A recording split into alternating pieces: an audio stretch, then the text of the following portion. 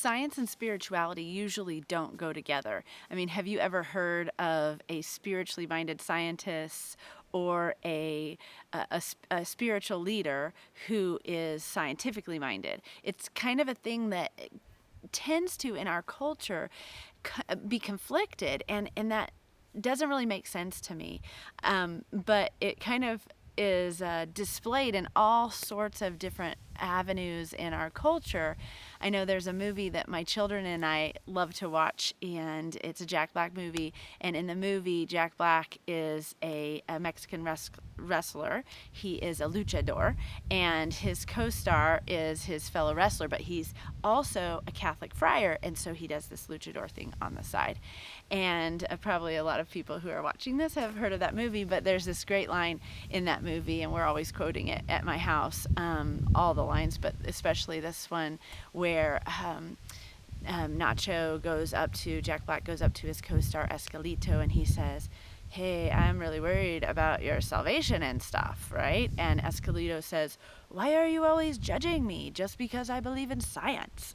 And we always joke about it because it's a funny line, but it really is a comment on our culture, or just the, as who we are as humans. We don't think that science and spirituality can mix, and we think you're either going to be in one camp or the other, and there's not an ability to kind of hold space with both. I know I grew up in a faith-based community myself, and it seemed like scientists and science itself was kind of postulated or posed as like the other, the enemy, the thing that we don't believe.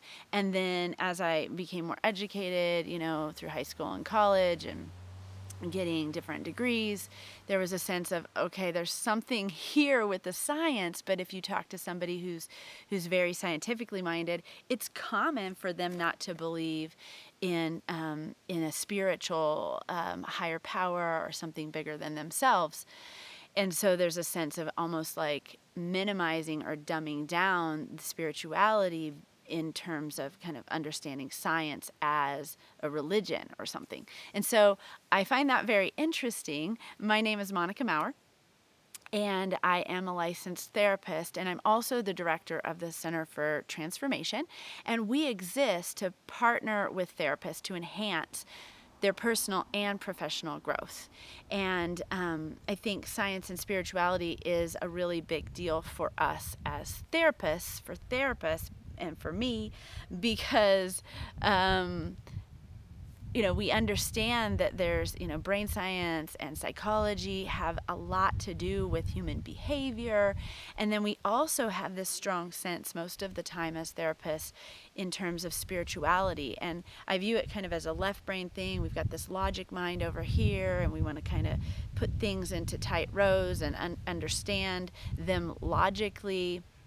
And then we've got this right brain thing over here where we feel and we emote, we experience life relationally and emotionally, and we try to kind of merge them together in the psychological world oftentimes, and it's quite a beautiful experience. When we think about spirituality, there's a sense of us kind of embracing this idea of awe and wonder, something bigger than myself, something that's inspirational, and something that really provides meaning and purpose for life. I mean, we're born into these bodies. It's the most bizarre experience. We're born from another human, and then we grow, and we just kind of get used to this human thing over time. And then as we mature and become more educated and just spend more time being philosophical and pondering life, we wonder, what is this all about? Why am I here, and what's going on with this?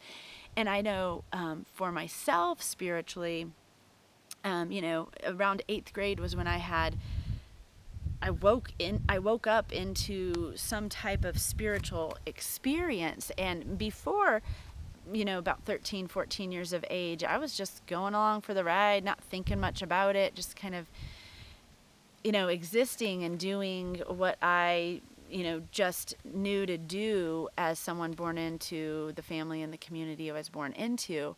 And then something happened. I was actually in the mountains, in the Rocky Mountains, in 8th grade. I was with my grandparents, and we were at some type of spiritual retreat experience, and I was by myself, and something just happened. It was beyond anything I had experienced before that time. And I've never been able to quite explain it, and pretty much have spent the rest of my life trying to understand more about the mystery of what happened in that moment. And I've had many more moments like that. But if you've had an experience like that, you kind of go, there's something to this. There's definitely something to this that science can't just explain away logically. And then we've got science, which is fabulous, this understanding and all that we are experiencing in terms of understanding phenomenon in our world. And it just blows my mind how, we've been on the earth as humanity for so long, and scientists would say, billions of years. And still we don't understand everything about what it is to be human. That just blows my mind. I think it's just so fascinating. And even as science is making new discoveries, I went to, I have a small bit of tinnitus, and I went to the ear, nose, and throat doctor the other day and said, hey, what's this about? And is there anything I can do about it? And if you have that, there's not a lot they can do.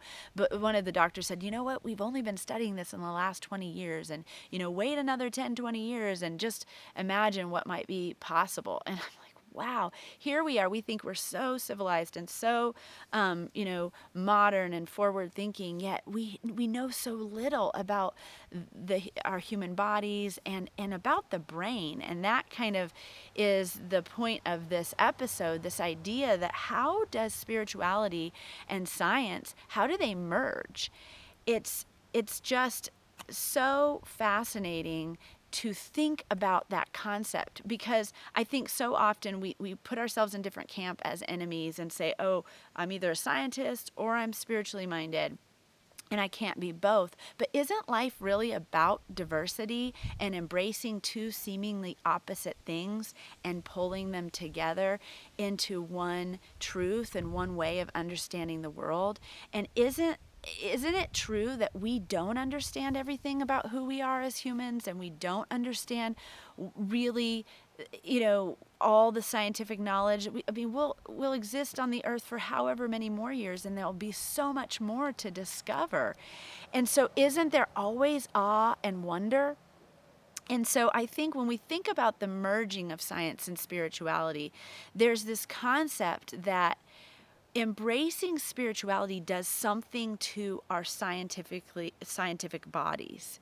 Embracing spirituality does something to calm us. It does something to inspire us. It does something to give us a purpose. And when we have that spiritual connection and we understand how the spiritual connection can impact us physically, in our bodies, we can live out our lives with more health, longevity, a quality of life. And so really the merging of those two concepts is where it's at in terms of our growth as humans, in terms of the life that we live on the earth being something of substance and quality.